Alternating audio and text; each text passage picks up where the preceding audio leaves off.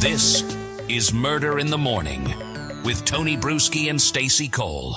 It is Stacey Cole and Cheryl Hughes. Oh my God. You know Cheryl what? Hughes. I know your name, Carol. You know what, though? I have a sister named Cheryl Hughes, so you just introduced my sister. That's so awesome. And you had no idea. Well, I just had the crap kicked out of me in kickboxing, so. I love that you called me by my sister's God. name. Carol, I'm so sorry. What a dork. But yeah, whatever. And actually, I do want to point something out. You know, I know a lot of people are really into true crime, and I love that they are. And I've heard people in my circles go, I listen to way too much true crime, which there is no such thing. But I want to say that I was at kickboxing this morning, and the reason that I got started with kickboxing was because Rex Heuermann scares the crap out of me. And that's the Long Island serial killer, the alleged. Yeah. When we started doing stories about him, he terrified me. And I've said it to Tony so many times that I don't want to be here when he's in trial. I don't want to cover it. I don't want to talk about it. I don't want to do anything with him. But I decided to empower myself and start taking self-defense and things like that. So I kind of owe some of my, getting in shape kind of thing to a creepy alleged murderer. It's kind of a weird thing, isn't it? I do think it's a great idea, though. I mean, because we're very vulnerable. Mm-hmm. It's a good idea to know how to protect yourself. It is. So and I think that's a great idea. One of the martial arts that I'm doing is called Kali, and it's a Filipino martial art, and it's brutal. I mean, it's not just about get away and not become a victim. It's about, okay, somebody's attacking me. Here's how I gouge their eyes out. If they have a knife, I'm going to disarm them, and then I'm going to pick up the knife, and I'm coming after you. It's just to me, it's just lovely. Like, instead of, I'm just going to clear the way so I can get away, I'm going to make sure that you pay for what you've done. And that's not a very martial art thing to say out loud. And I'm sure people are like, that's not right. But it's also about leaving your mark. So that, especially, as a 4'9" woman, you've got some DNA under your fingernails. You've gouged out their eyes. They're going to need some medical care. They're going to get caught. Mm-hmm. That kind of thing. So, that doesn't lead us into a Rex Heuermann story. But it leads us into a story out of Kentucky that we've been following. And every now and then we get a little tidbit of what's going on in Kentucky. This is about that former sheriff from Letcher County, Sheriff Shawn Mickey Stines, who stands accused of shooting and killing District Judge Kevin Mullins inside his chambers.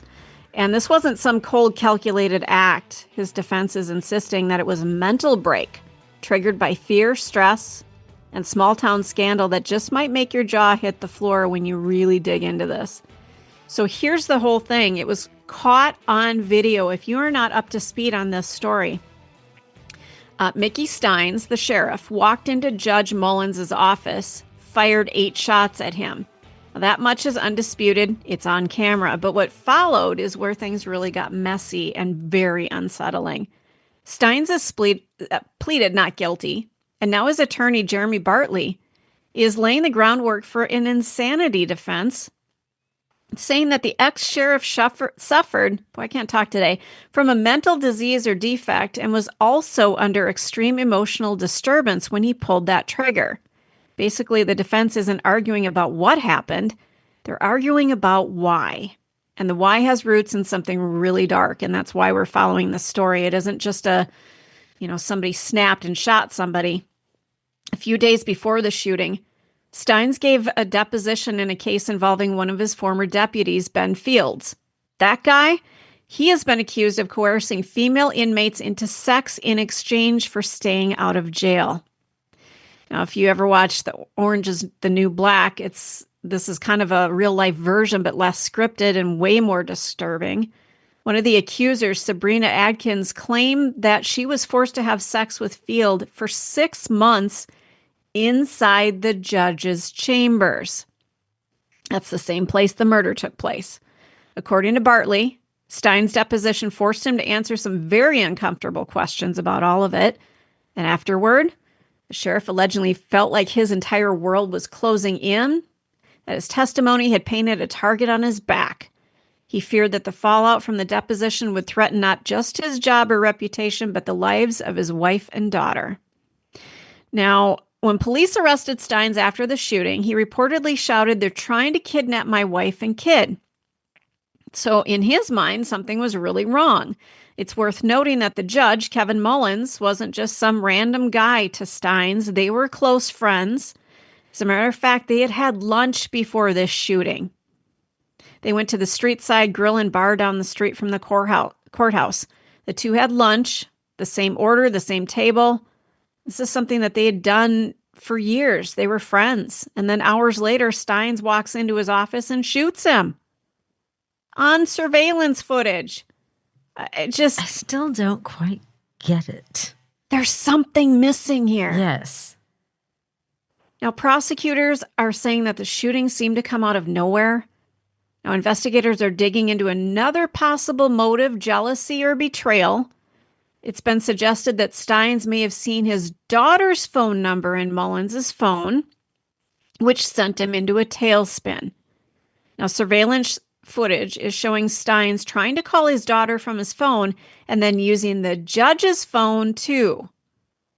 What exactly he saw on the screen remains unclear, but the implication is that whatever he discovered is what tripped his trigger. Literally. And that was my thing all along. There was something to do with his daughter. When they mentioned his daughter, I went, she must have come up on his phone in some way, or she answered a certain way and didn't realize it was dad. Something.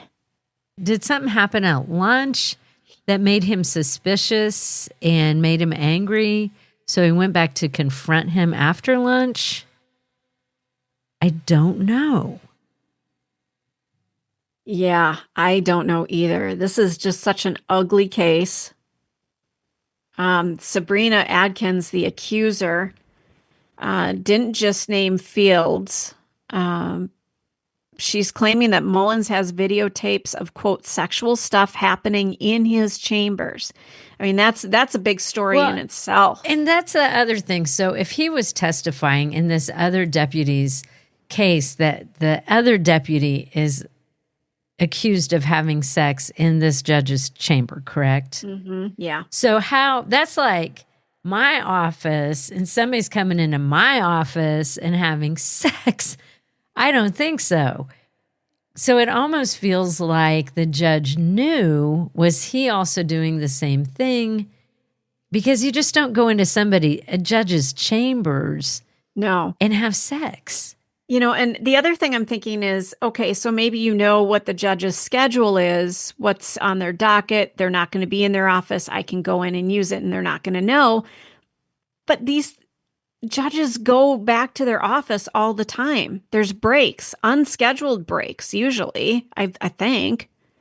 They may decide, okay, well, let's take a short recess. Somebody's not feeling well. Let's, just take a break. And they run back to their office. So I can't see the judge not knowing somebody was using their office. I mean, I worked in rock radio in the 90s, and I had the only office that had a sofa in it. I know what was happening in my office when I wasn't there, and it pissed me off. Yeah. Because it just felt so disrespectful. That's my office. Those are my things. And then I'd come in on a Monday morning and I'd be like, God dang it.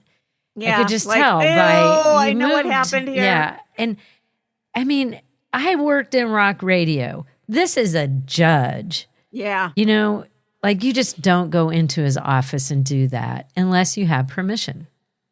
So maybe there's a bigger story here, but then if there is a bigger story, it almost seems like now Stines is trying to not, by saying some insanity thing, like he just snapped. So he's not even, it doesn't feel like, I don't know. I still feel like there's more, that there's a reason he was triggered. Yeah, the thing about kidnapping, I wonder if a threat was laid out, maybe at lunch, like, hey, maybe. what you just did in the deposition just jeopardized me. So now your life's about to turn upside down. Mm-hmm. And the more they had time to think, that drive back to the courthouse after having lunch, it just all came to a grinding halt. Because something triggered all that. Had to have. I just don't think somebody snaps like that, especially somebody in law enforcement. I can't see them snapping like that.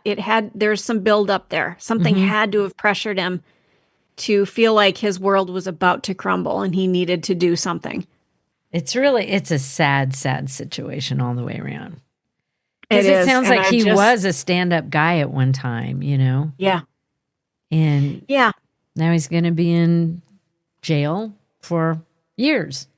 It'll be interesting to dig a bit into his mental health, but the corruption within this system. I mean, it reminds me of Mayberry, you know, going back to the 70s. Just, wow. Everybody knows everybody. It's small town justice, you know, and there's a dark side to it, isn't there? Very dark.